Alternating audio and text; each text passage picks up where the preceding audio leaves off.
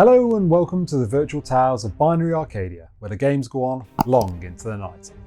You're joining us today for probably our final deep dive analysis into Death Stranding, and today we are going to be focusing entirely on the story of Death Stranding. We're going to do our absolute best to bottle up everything on the story of Death Stranding and try and present that in a way that's coherent and understandable.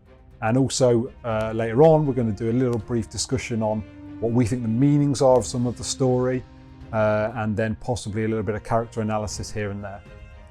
So let's get into it. Longish piece here, there's a lot to tie up here, so bear with us. Yep, grab a cup of tea, cup of coffee and settle in for the long ride.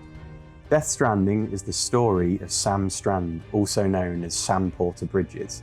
Sam's mother, Lisa Bridges, was involved in an accident prior to Sam's birth, which rendered her brain dead. Sam's father, Cliff Unger, made the desperate decision to place Lisa, carrying unborn Sam, in the care of an organisation called Bridges in an attempt to save Sam's life. This was his only hope, but he didn't know the true extent of the Bridge Baby experiments that Bridges were conducting. Bridgette Strand, the President of America at the time and head of Bridges, pursued the Bridge Baby experiments in an attempt to speed up development of the chiral network, which in essence allows the transfer of massive amounts of data instantaneously. Think a juiced up fibre optic network potentially capable of teleportation and other stuff. Sam wasn't the first Bridge Baby incident, however.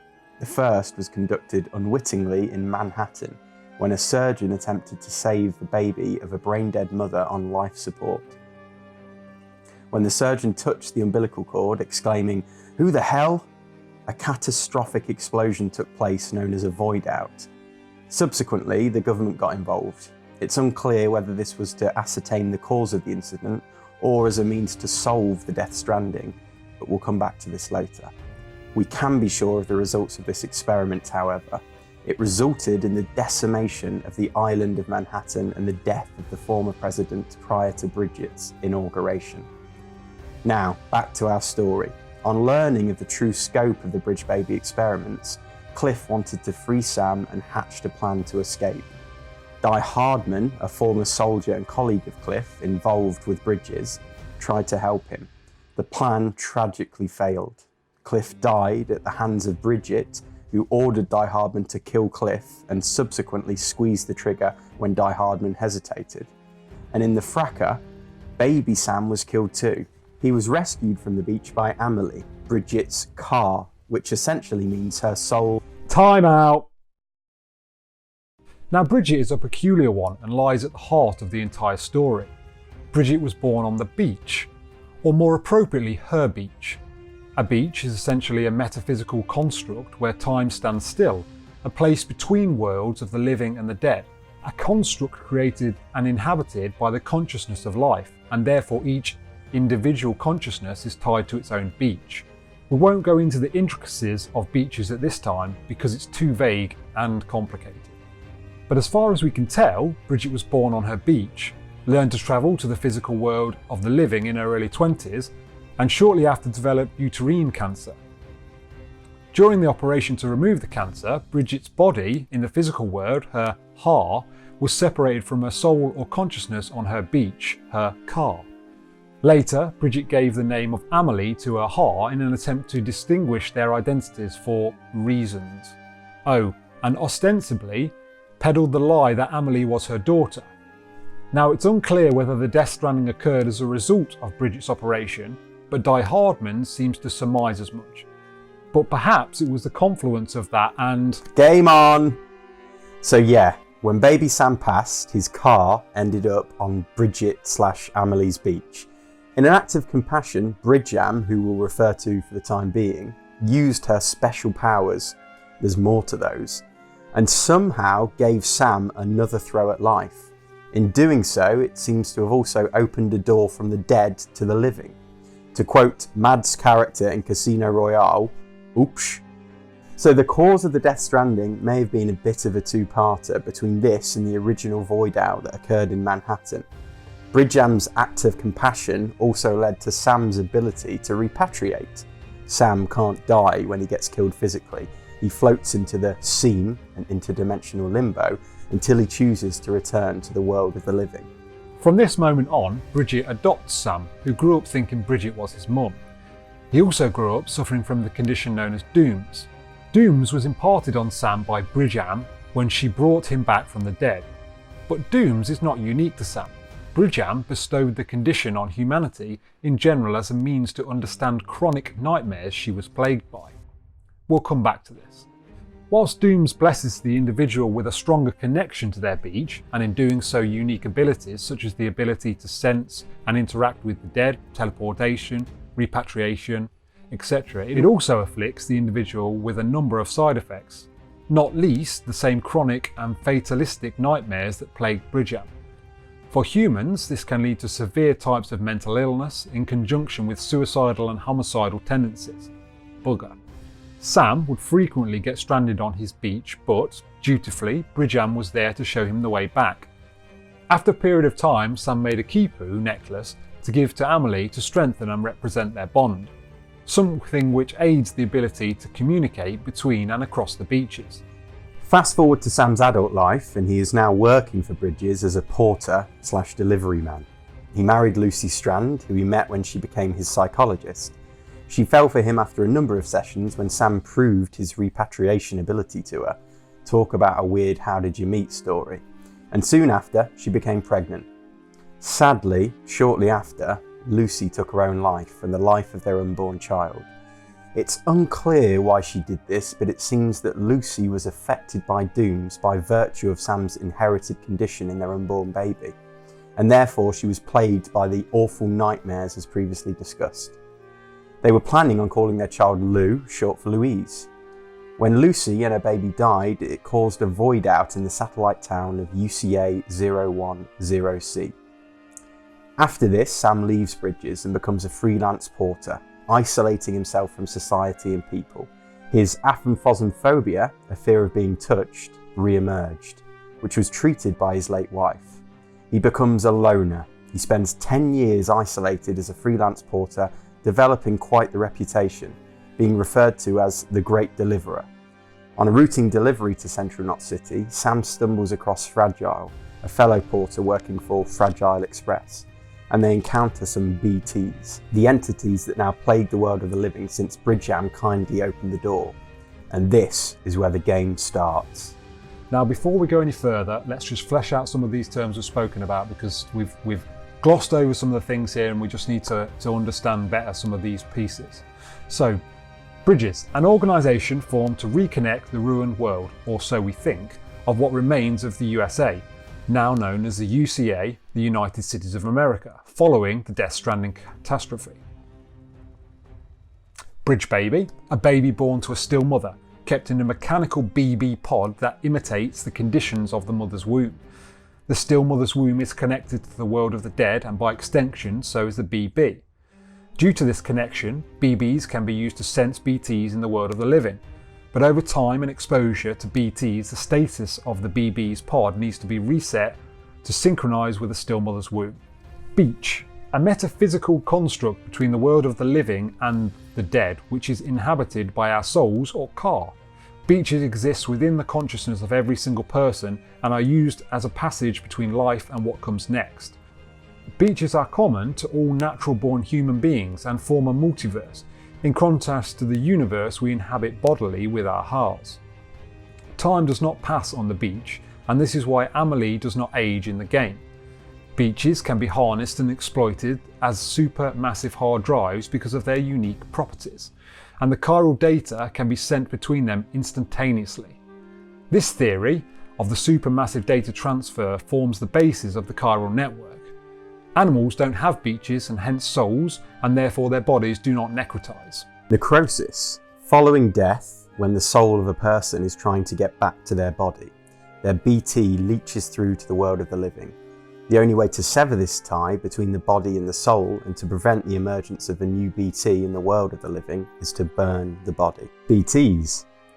Dead souls that are stranded in the world of the living due to the unique phenomena of the Death Stranding, hence the named beached things. BTs are incredibly dangerous and can cause void outs if they come into contact with humans due to an antimatter reaction. Void out, an explosion caused by material from the world of the dead, or antimatter, coming into contact with material from the world of the living, or matter. In essence, a BT consuming a human. Void outs create huge craters of varying sizes at the centre of the event. Now let's get back to the story. The gameplay of Death Stranding is essentially Sam's journey, retracing the steps of Emily, or so he thinks, reuniting the fragmented UCA by rebuilding infrastructures and ultimately a national delivery network. This restoration project is augmented by and ultimately engendered towards building a complete chiral network of connected people, and by extension their beaches across the continent.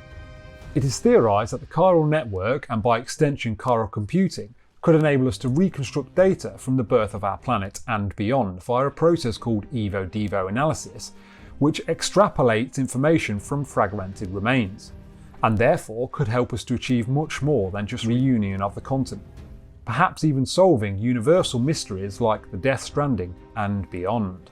Sam is frequently visited by his father Cliff, who at intervals throughout the game whisks Sam away to his beach, a war-torn nightmare coloured by his career as a soldier. Cliff is hell-bent on finding his BB, who as we now know is Sam, but Cliff appears to mistake Sam's BB as Sam until their final meeting, where all is revealed. This also explains the scar on their abdomens they both share, which Bridgette inflicted with the bullet that hit them both. Cliff shares his experience with Sam and says that abandoning his military duty and being there for his family was the bravest thing he ever did, urging Sam to live his life as a rope which holds things together and not as a stick which tears things apart. This somewhat mirrors Sam's tragic circumstances which led to the suicide of his wife Lucy and unborn baby Louise whilst he was making deliveries for bridges. Cliff also refers to Sam as his bridge to the future, which might suggest that he is now free to move on from his beach. Cliff gives Sam his dog tags to remember him by, and with this parting gift, Cliff appears to make peace with his past. So illusory villain number 1 explained away, but there's another. In a brief meeting at the start of the game, Sam was led to believe by Emily that he was retracing her footsteps on a mission to Edge Knot City, to complete the chiral network. She told Sam that she was thwarted by homodemons, a separatist group opposed to Bridget's ambitions led by the enigmatic Higgs, who we understand is currently holding Emily captive. So for Sam, because of his emotional ties to Emily, who he thinks of as a sister, this was perhaps more of a rescue mission than anything else, with Higgs presented as the chief antagonist. Higgs' journals reveal that he was actually a porter like Sam for part of his life, having been raised by his abusive uncle after his mother and father died. He gained his Doom's ability in a tragic act of self-defense which resulted in the death of his uncle, at his hands. It seems that his uncle's ruthless self-reliance and mistrust of others left a lasting mark on Higgs, however, which combined with the haunting side effects of his Dooms likely led to the fatalistic view of the world and the affinity with homodemons. Higgs isn't really a villain, however, at least not as we are led to believe, and in fact he actually helps to set the record straight for Sam and free him from the deception he has unwittingly been a part of. In fact, apart from all the genocide, Higgs is nothing more than a specially brutal pragmatist. Because, and prepare yourself for this, as this is the kicker of the entire game, Bridgette has pulled a massive con on everyone. Higgs explains that Bridgette is in fact not really a person at all. She is an extinction entity, or EE. What is an EE, I hear you cry? An EE is a living thing predestined to bring about a mass extinction event. And apparently we've already experienced 5 since the birth of the planet. It is theorised that EEs are part of a natural cycle of new life, evolution and destruction. Higgs was brought on board by Emily and was working under her command to bring forth the 6th extinction event, the worst of them all, the last stranding. To Higgs, he was just expediting the inevitable to put mankind out of its misery early doors.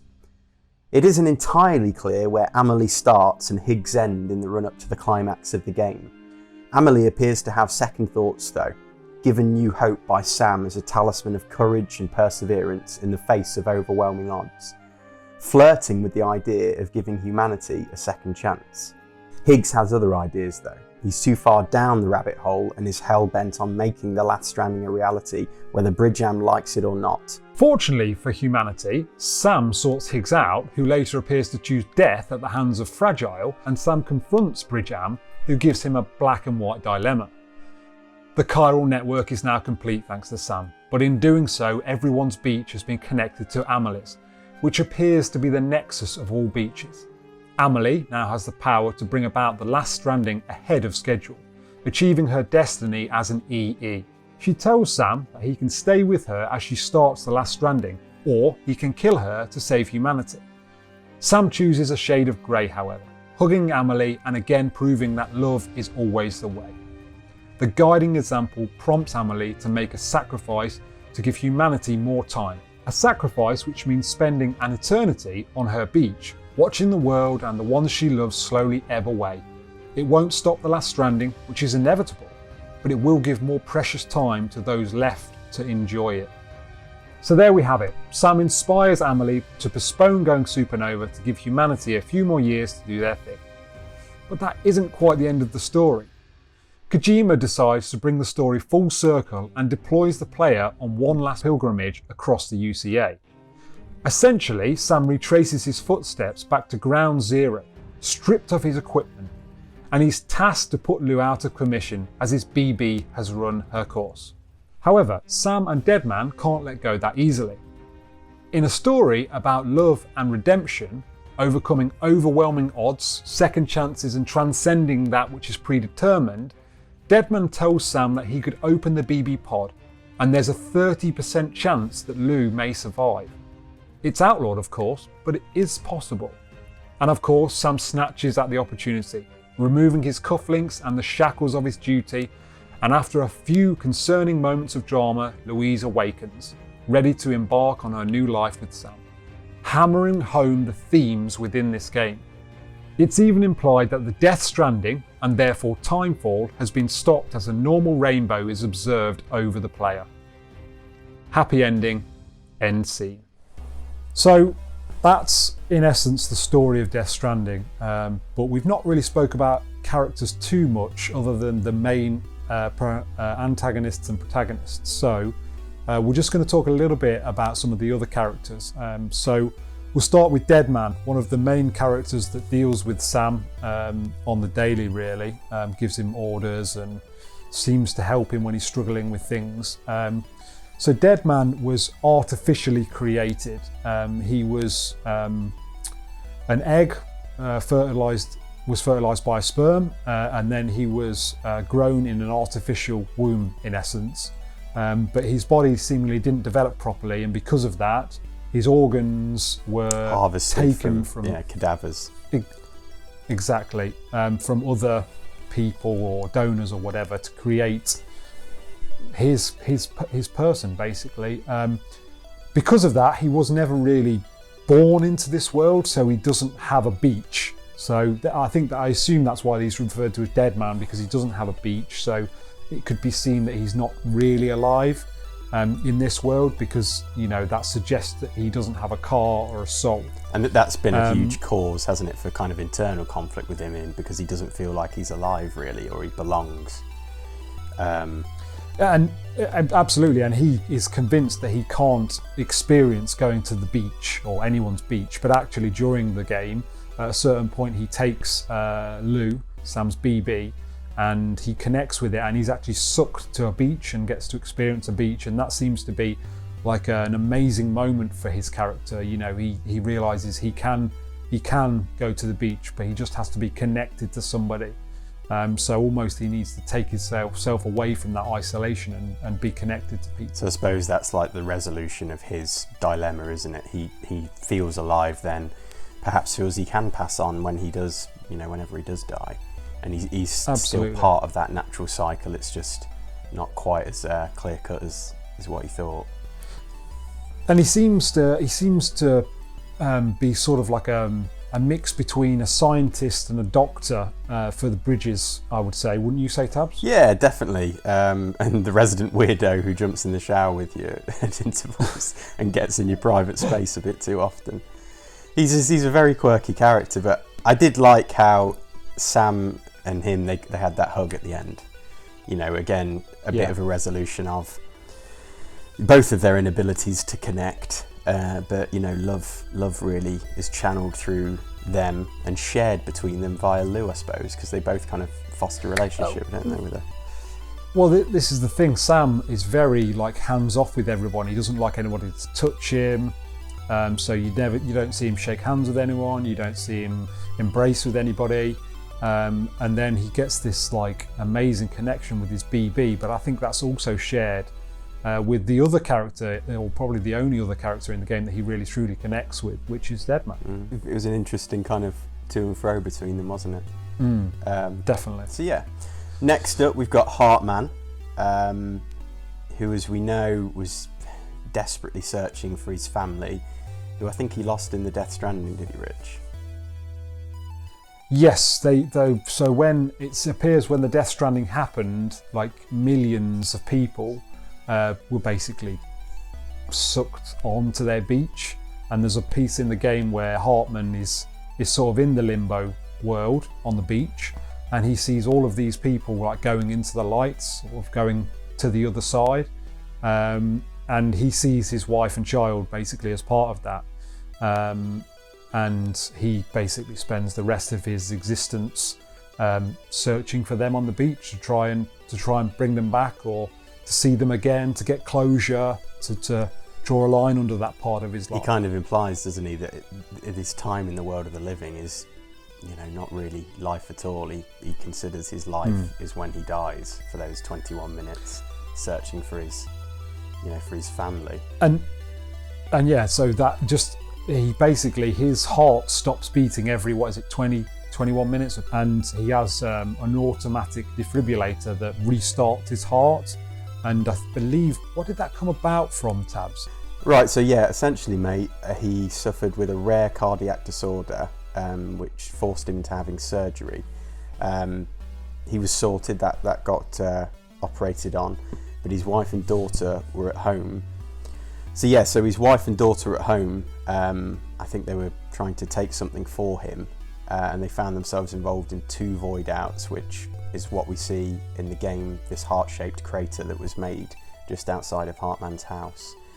The city and hospital were not involved, but the shock wave caused the power to go away, along with Hartman's life support. So he found himself on the beach, surrounded by all those souls, as you mentioned. Yeah, and obviously that's how he then saw, as we just mentioned, his family basically going to the other side. And then I think from this, he further damages his heart through trying to get back to the beach to find them, to the point where he needs this automated defibrillator. Yeah, and I think it actually says that his heart deforms as a product of this repeated defibrillation. It's actually like an actual heart-shaped heart now, which was very Hideo Kojima, isn't it, that one? Yeah, absolutely. But no, he definitely, in some ways, is similar to Deadman. He's that kind of intellectual guy who helps to move along the story, give us background on the Death Stranding, ask questions about what the Death Stranding is all about. And if you dive into the interviews, you see all sorts of bits and pieces about, you know, the Death Stranding kind of being the manifestation of the fear of death, of humanity, and in some ways, Rich, was it, what did you say it was, the kind of interpretation of the Death Stranding as the salvation of humanity? Yeah, so there's one of the interviews, it suggests that the Death Stranding is actually the saviour of the human species, because it allowed everybody to wake up to what was potentially going to happen. And that led us to this path that we are on now in the game. And in terms of what happens to Hartman by the end of it, well, it's in there, isn't it, Rich, if you dig deep into the interviews, I think? It is, yeah. So essentially, he gives up his search. He realises that it's futile, that even if I think he finds his wife and his child, well, he's never going to be able to get them back. Exactly. He ends up in another Kojima-ish narrative twist. He meets a woman called Samantha Spade. So Hartman meets Samantha Spade. and they start a relationship. So yeah, that's kind of Hartman's character arc. We do know, don't we, from Instagram, there was some tease that Hartman will be back, I think. Yes, there was some suggestion, Nicholas wasn't Winding Refn, I think that's how you pronounce his name. We don't know what that is. Maybe that's DLC, maybe that's in another game or a spin-off, who knows. But either way, at least we know what happened to him. Absolutely. So the next character to talk about would be Mama. She is sort of seen as like the technology expert, I guess. She's sort of like the mechanic, I guess. Yeah, she deals with like vehicles and kits. She talks you through all the new things that you open up, guns, weapons, different items, all the vehicles, and she seems to be the knowledgeable. And actually it sounds like that she puts a lot of this technology together. She creates it. She has a twin sister called Lochner. So their real names, Mama is actually called Malingan, I think, and her sister Lochner. Yes. Yeah. And they are estranged. They don't talk anymore because Lochner has gone up into the mountains and Mama didn't want to leave. And the reason she didn't want to leave was because of her BT baby, basically. So Mama is carrying... it's Lochner's baby. So she was pregnant. Yeah, I guess in essence, yes. And she basically was involved when the Death Stranding, I think it was when the Death Stranding happened, a building collapsed on her and her baby sort of died, but it stayed connected to her via like a BT umbilical cord. And then she is nursing this baby, basically. And the game kind of goes into detail how that, like, Malingan or Mama and Lochner have this kind of telepathic ability, how connected they are, almost to the point that they're one person. And obviously, they had good intentions. Mama wanted to carry Lochner's baby to term, but it just all went pear-shaped. And in doing so, I think that kind of severed their connection, if you like, for one another. So in the story, we obviously see them finding their peace in terms of, well, what happens to Mama. Essentially, she dies, doesn't she, en route to delivering her to her sister. So she decides that she must go to her sister, and she decides that in doing so, she needs to cut the cord with her BT baby. So she cuts the umbilical cord, which means she can move away from where she resides, and obviously makes the pilgrimage on Sam's back to the mountain town where Lochner is. And unfortunately in that trip, as you say, she sadly passes away. Strangely though, because of their connection, she still seems to... her soul almost goes into Lochner's body. It's suggested that, isn't it? Yeah, that they kind of become one, they unify. And in fact, you seem to hear Mama talk via Lochner at different points, don't you? So it's not like she dies necessarily, it's more that they become one. It's a very strange character arc. And because of the fact her soul, or car, goes into Lochner, and is then not trying to break out it back into her body doesn't necrotize, so there's no need to burn her body. Yeah, it's just preserved, isn't it? Exactly, yeah. So yeah, that was a particularly peculiar story arc, I think, for the both of us, wasn't it, Rich? But yeah, absolutely. Yeah, I mean, and it was, to be honest, it was hard, a little hard to follow, but also so you're dumbfounded by what's going on. It's hard to know what is going on. I felt anyway. I found a nice little quote. I'll just read out from Lochner, which I think does well to kind of give us more of an idea of some of the meaning behind the game. So, but now that we're one, it's all become so clear. In choosing isolation, choosing to forget about the outside world, we were just being human, just doing what everyone else was doing. This is passing commentary on the way we live our lives, very individualised, I suppose. We turned inwards, venturing deeper and deeper into ourselves, focusing on our inner worlds at the expense of the one we shared. Maybe this is what they mean when they say that the beach is a reflection of the individual soul. We became trapped in the multiverses contained within, but at last we have a chance to escape. Now that America is whole, we can begin to expand our boundaries once more. The bonds we forged could carry us beyond these clouds. It's past time we saw the stars again. So there's something of a message there of reuniting with community, with society, not living within ourselves, which I thought was a nice way of putting it. But moving on, who else have we got, Rich? Higgsy baby? So, yeah, we've got Higgs, and actually there's such a lot of information on Higgs, isn't there, Tabs, in all of the information. There's like journals and journals. One of the freakiest things, in fact, Higgs Monahan is his full name, turns out to be Peter Englert, which is the pizza guy.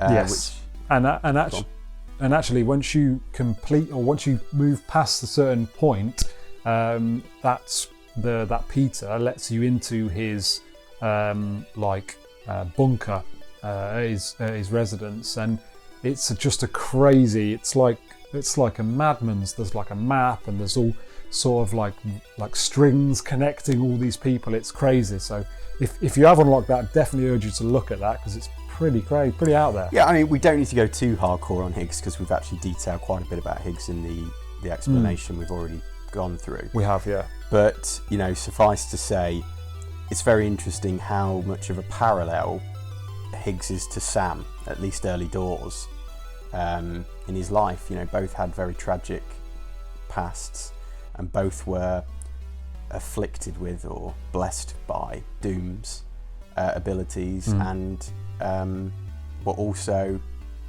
delivery guys, were also porters trying to, at one point, help everybody get by.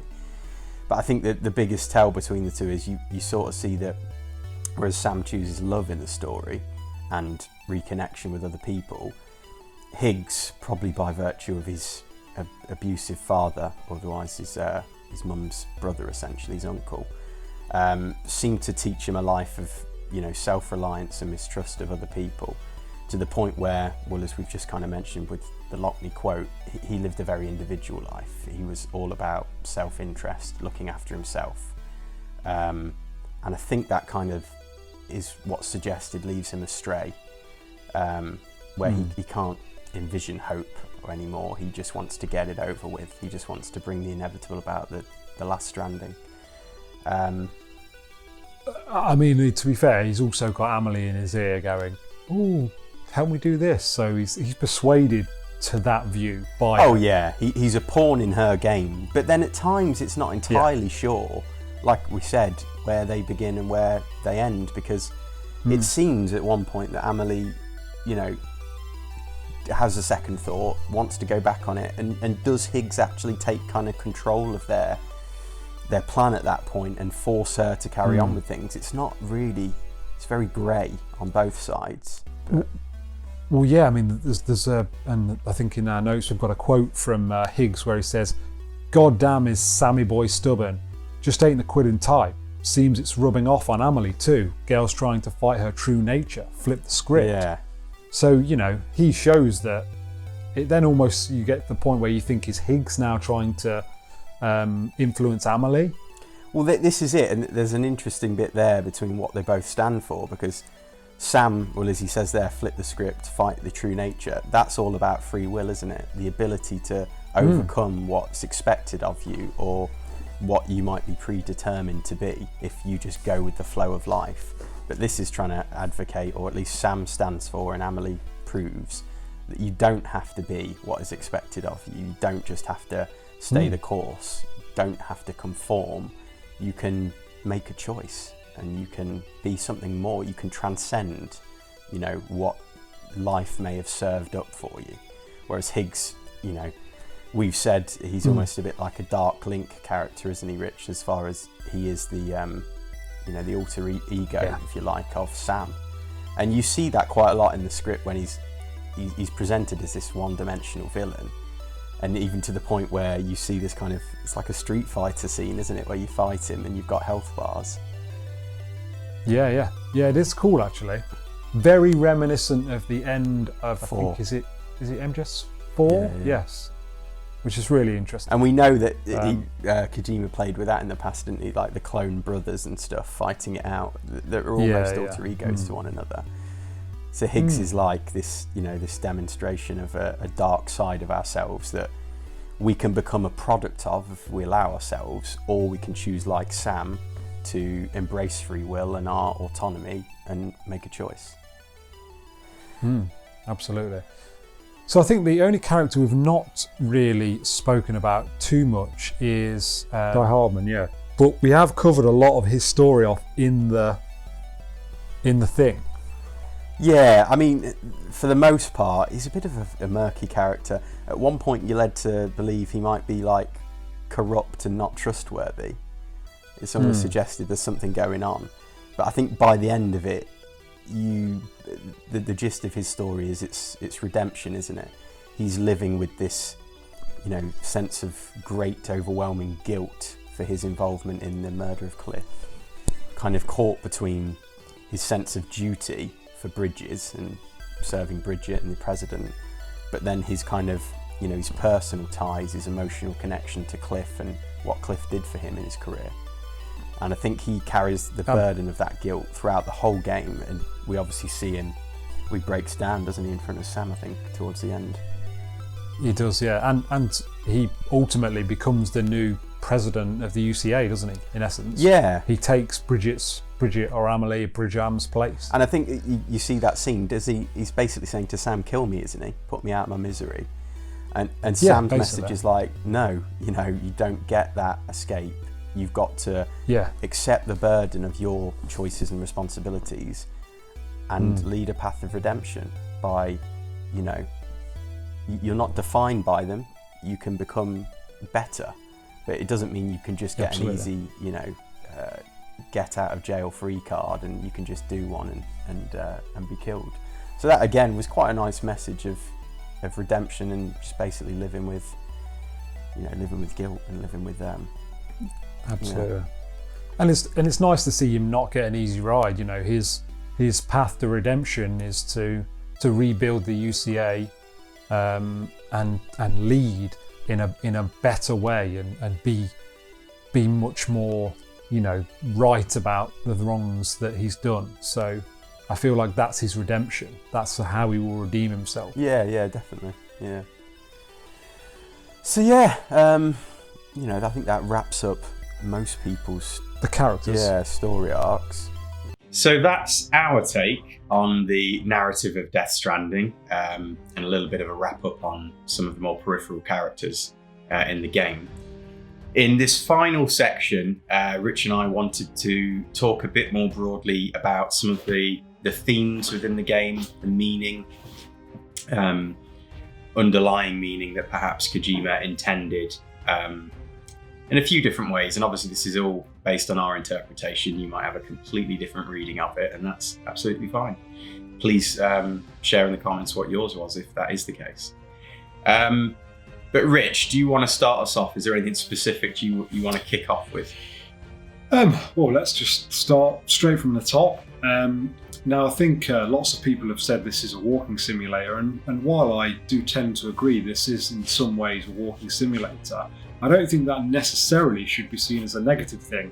I mean, both myself and Tabs particularly like going on hikes, and actually the game does a really good job of giving you that sense of, achievement when you get to where you go to, or you get to the top of a mountain.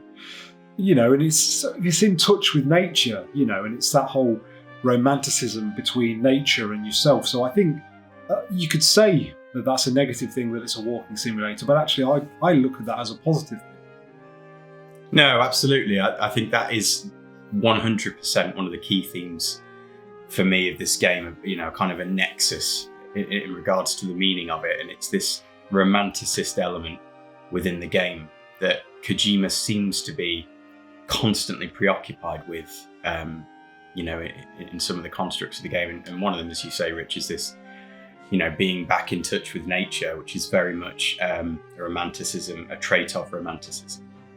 And I think he's passing comment on modernity. I think he's passing comment on life these days, which, as we know, is full of distraction. It's full of conveniences, instant gratification.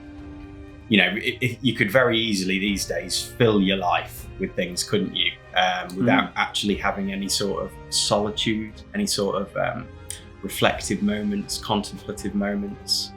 Go on. I do think as well that's a good reason why we're so, there's so much talk at the moment about the environment and what we've done to the world and stuff. And I feel like because we're so untuned to the world around us, we don't realise, the things that we're doing that are damaging the world around us. And I feel like this is a little nod to that, to suggest we all need to be more in touch with the world around us to understand better what we're doing to the world around us. Yeah, I'd agree with that. There's something of a green message there as well. Yeah, so there's perhaps a message there of being aware and getting in touch with the environment again in a way that is more responsible, that we we look to conserve, we look to appreciate what gives us life essentially, and not just try and use it and deplete it of all its resources.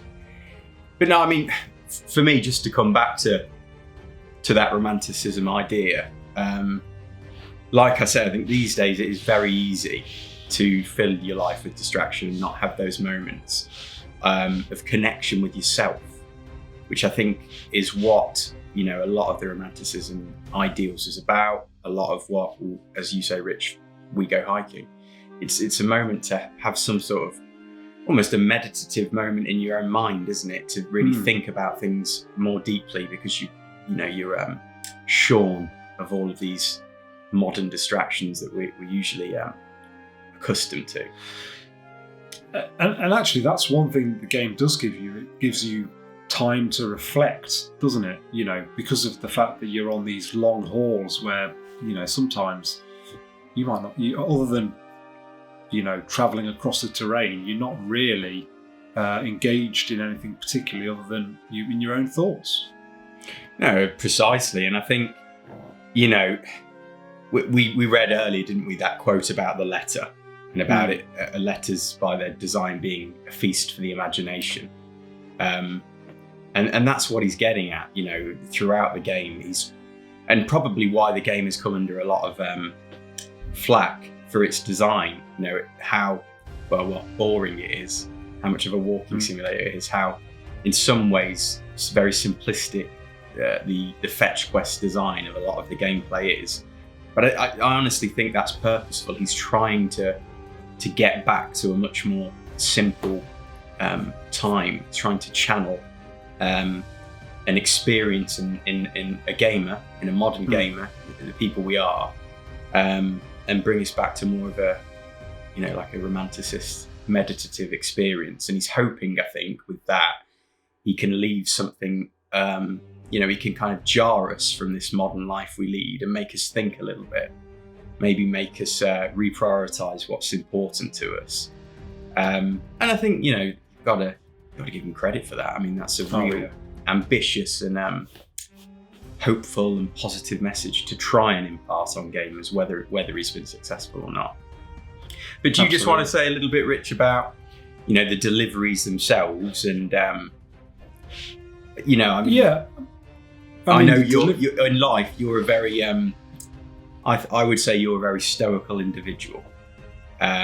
You're always working hard. You're always striving, and that comes into the deliveries a little bit, doesn't it?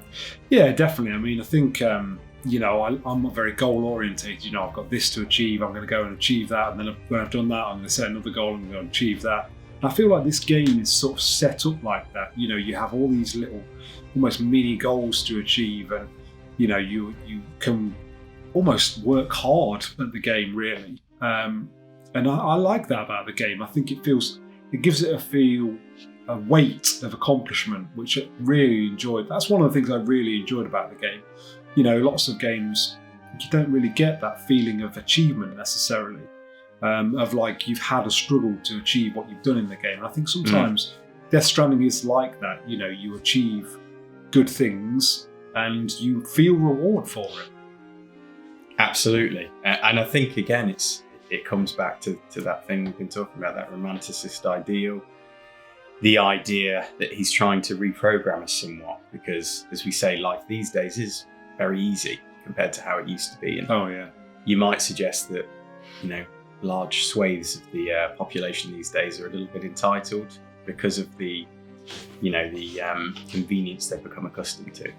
Whereas, you know, Death Stranding challenges that hugely. It's, you know, it's a lesson in learning to live with discomfort, which is essentially what life is. But within that, you can find your own reward. That challenge itself, and overcoming each challenge, as you say, Rich, goals, is, you know, its own reward of personal discovery.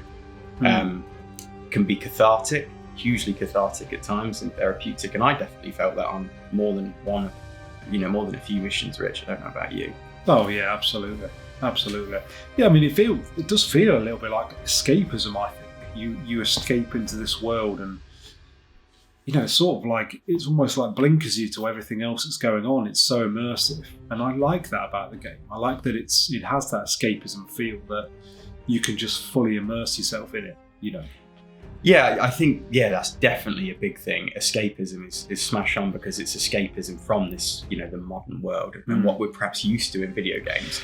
But what comes at the end of that, or I think he hopes will come at the end of that, is also a sense of reconnection with ourselves through, you know, challenging ourselves through this, you know, living with the discomfort of ourselves. I think he's hoping that we will almost achieve a sense of oneness, you might say, and in that sense, it's a journey of self-discovery. I think as well, there's in here, there's the whole social system where you can give likes for things, but you can't give dislikes for things, which creates almost like this positive social network within the game, which I think is a real message towards how damaging our current social networks are or can be. You know, trolls, dislikes, rude, horrible comments. I think he's got a monologue running there of his suggestion that actually social media can be very damaging, and why can't we create this more positive media? 100%. There's definitely a strong facet to the game that is, as you say, a critique on today's social media. And a couple of elements we'll pick out, one of them being masks are a theme throughout, which kind of symbolise this social construct of ourselves, which we try to be for whatever reason. It might be to look strong, to look better, to look more attractive, to look more successful. But obviously that's often at odds with what lies underneath. And you see that throughout in a few characters of the game. For example, Hartman and Bridgette, for example. They put outward this mask, but as we find out more about the characters throughout their arc and their journey, we see that there's a huge incongruence between what's on the surface and what's actually underneath. And what about the Mules, Rich? You want to talk us a little bit about that? And that's definitely a social media shots fired, I think. Yeah, definitely. So the Mules are basically people who have become obsessed with parcels, and not just delivering parcels necessarily, just with parcels completely. And it's almost like they want to collect them all, sort of thing, and hoard them away. And I feel like they're sort of a take on people's like need to be universally liked on social media, to the point where they will change their behaviour, or the facade of their behaviour, to suggest they're potentially something they're not. I mean, we've all seen it on our friends or whatever on social media. You know, you could be forgiven for thinking they have the most perfect life in the world, whereas actually life's not like that. Life is full of drama, of difficult times. And I think the Mules are a nod to that scenario where people get obsessed with their social media facade or mask, I guess.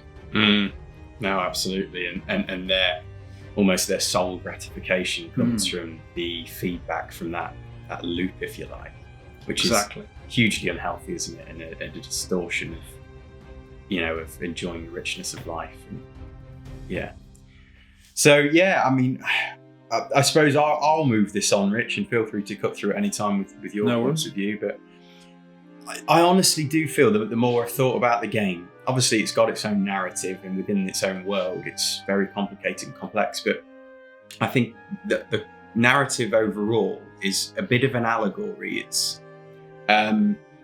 It could be suggested that it's a metaphor for somebody who's going through a huge psychological conflict, whether that's mental illness, a mental health issue, whether that's they're suffering from bereavement or stuck emotionally for some past trauma.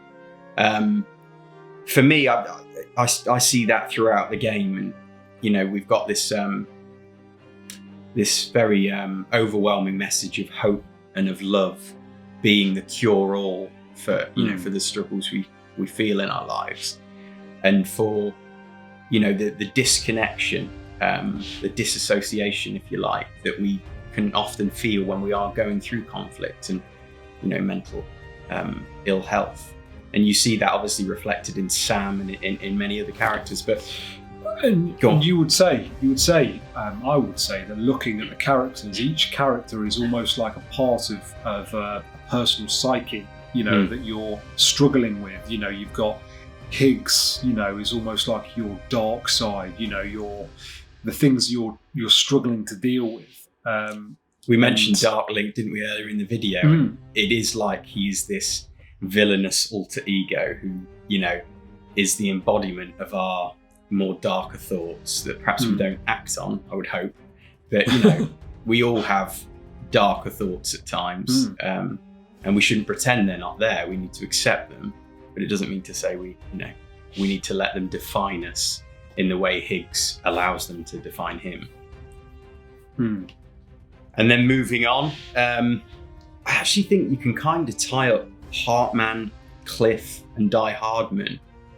They're very similar in the kind of their character arcs and what they seem to represent or be emblems of. So Hartman, obviously longing and regret. Cliff has, again, a big theme of regret of his past actions. And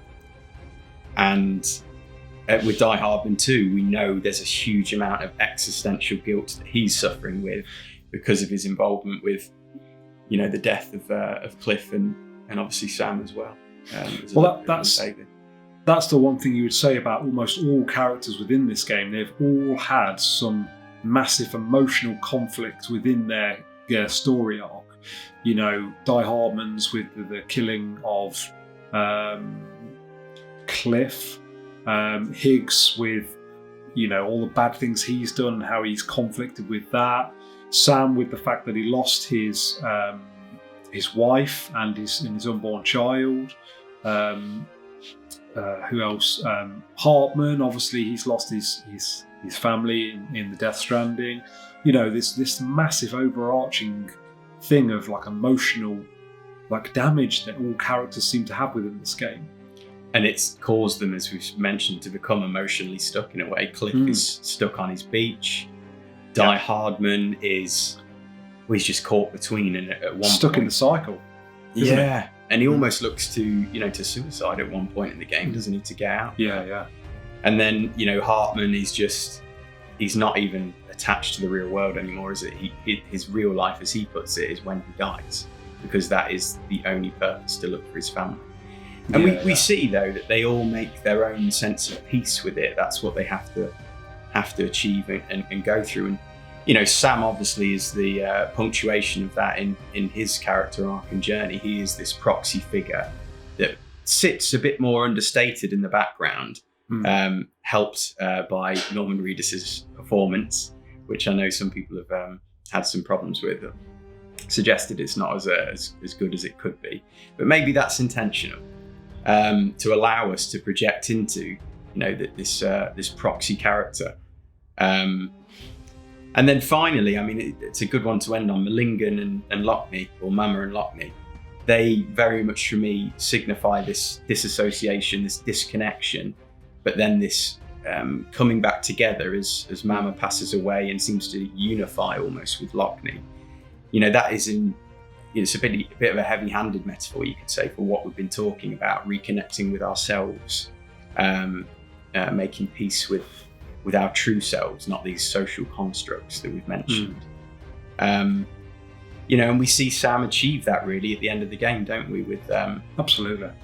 With his sense of duty, with his past and his regret, he, you know, chooses to embark on a new life with Lou, shaking off the shackles of you know, his duty to Bridges, because, you know, he's achieved what he set out to. Yeah, the end of the game almost feels like redemption for Sam. Like it's gone full circle. He lost his wife and child, but now he has the opportunity to have this father figure, job to do, to look after Lou. And I feel like that's almost like full circle for him. He was embarking on this life that he was going to lead with his wife and his unborn child, and then that sort of ended, and then his life derailed completely, of which we see the latter part of during this game. And then, yeah, he goes off to start this new chapter, which hopefully was the chapter that he was waiting to start before. Precisely, yeah. No, yeah, absolutely spot on. There's a huge message there, isn't there? That we just have to keep pushing on. We just have to keep on keeping on. That's it. And look for the light, look for the positivity and the hope and the love in this world. Don't become a victim to the despair that is out there, and the hate that can be very infectious if you don't resist it. So yeah, Rich, I mean, we've mentioned it elsewhere, but it's probably worth a comment on the actual this new genre of game that Kojima was aiming for and what that adds to it. So we're talking about the kind of the social side to it, the asynchronous gameplay design, and what that is perhaps also emblematic of in more of a political sense. So, you know, we've mentioned before that we think there's this socialist message there in a lot of what Kojima's putting out, that we're better off working together, you know, coming together, living for each other, supporting each other, not looking to divide ourselves. What do you think about that? Have you got any comments? Anything to I mean, to be fair, what I actually think the asynchronous gameplay is actually one of the better parts of the game. I think the way that it's implemented and stuff, you actually feel very grateful often for when you get to a place and you find a ladder or whatever. And I think, you know, that's a suggestion that we should all work more closely together to achieve our goals, rather than we've created these almost like singular lives where we just keep ourselves in our own little lane and we carry on. And actually, if we group together, we could achieve so much more. I think and that's like quite clear throughout this game. You know, sometimes you're at areas where you can't get through, and there's just, you know, someone's dropped something and it's perfect for what you need, or, you know, and I think there's a good message in there. No, I think that's spot on. I think that word grateful is really important. It's, you know, he's suggesting that we be thankful and we remember that we should be grateful for one another, and how we can help each other, not take each other for granted. And yeah, I mean, hugely that comes across in social history, doesn't it? The born of industrialization, which moved us into secularization, where, you know, religious aspects were given up, and that was, for a long part of social history, religion was what helped to bond society and bring them together and breed community. It was the social glue. And without that, as we've moved into this more industrialized technological revolution, as you say, we are more so than ever living these kind of individual lives.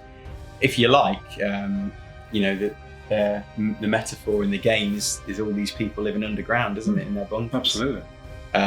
Cut off physically from everybody else. And I'm sure if you've lived in a city, you probably get a sense of that, where, you know, people aren't saying hello to each other, and, you know, there's just swarms of people in a city. It's not even practical to probably do that in daily life. You keep yourself to yourself. You're in your own world. You're in your own lane. You get your day done. You know, it's also the rat race, isn't it? It's the rat race of life, which is trying to make yourself a success. And all these things, anyway, take us away from that sense of community and sense of, as you say, gratitude for one another. And I think, Kojima is most definitely, he's trying to illustrate that within the game. And I think you do come away, as you say, Rich, with a sense of, like you've found kindred spirits, if you like, as you've you journey through the game.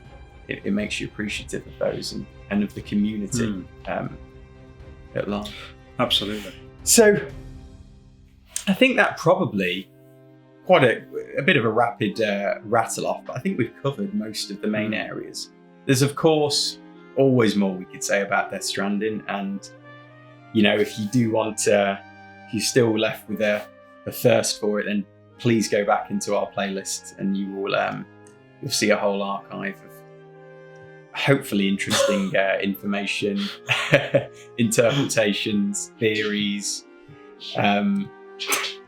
some very crackpot theories, Rich, we should recognise. Yeah. What was it, the moon theory? Thing, yeah, that was, that doesn't happen. But in this... We've not quite deleted that video yet, maybe we should. It didn't happen in this Death Stranding. This is true. And we did actually have a very nice subscriber, I forget who it was now, but they said that our theories were brilliant and perhaps Kojima should think about putting them in future titles. We had a lot of fun doing Absolutely, it. Yeah. I mean, just so much fun. It's just a really good fun game. Actually, I do think the Death Stranding community, so the people who, and we've got quite a lot of them on our subscribers, I believe, they're just so engaging. They just want to talk about the game before it came out. They were loving, like, the analysis we were doing. I mean, some of them we were so far out, it's unbelievable, but some of them we were close on. I feel like the community in Death Stranding is one of the coolest I've ever seen. Just everyone seems so genuine, so nice. So yeah, I think that's really cool. And I think if anything can be taken from this game, I think it's that you know, this is a game that seemingly has brought out the best in people. Who are fans, yes. Ironically, it's divided a lot of the gamers out there, hasn't it? But I think that's more to do with just how many gamers there are these days. And it's much less the subculture it once was. It's almost mainstream now, which also means there's a massive pool of differing opinion to swim about. Absolutely. So, yeah. I'm very appreciative of the game, very appreciative to all you BArcadians out there who followed us since we started the content. I mean, this might very well wrap us up on Death Stranding for now, but please do let us know if there's anything specifically you'd like to see or that we haven't covered off. You know, our ears are always open, and we're always happy to look at another video if there's something worthwhile pursuing. So absolutely, we'd like to hear. And on that note, thank you very much for your time. We really hope you liked the video, and if you did, hit that thumbs up. It really does help to grow and support the channel. Don't forget, if you're enjoying Binary Arcadia, please do subscribe and ring the bell for notifications, and you can keep up with every single video we put out. We of course have our BA News show every Friday at 5 PM, which is a mainstay on the channel, so go and check that out if you haven't already. And I think that's probably about it, Rich. Another one for the archives. Stamped and completed.